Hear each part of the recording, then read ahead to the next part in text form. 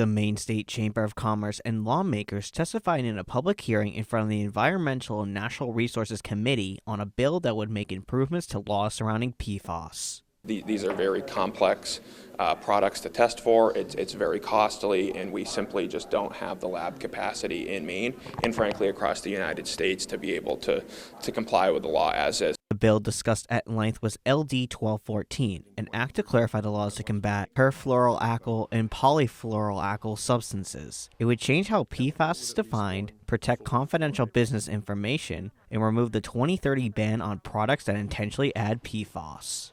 We support efforts, but when you're trying to regulate everyday consumer products, it's going to be a little bit more difficult and a little bit more challenging for companies to be able to comply with. Senator Joe Baldacci was one lawmaker who was in favor of LD 1214. He says there needs to be clear rules on how to test for PFAS so businesses can understand how they're impacted.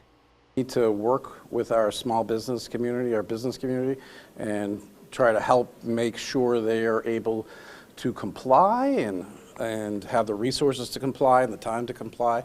We need to make some adjustments sometimes to help make sure people can actually comply.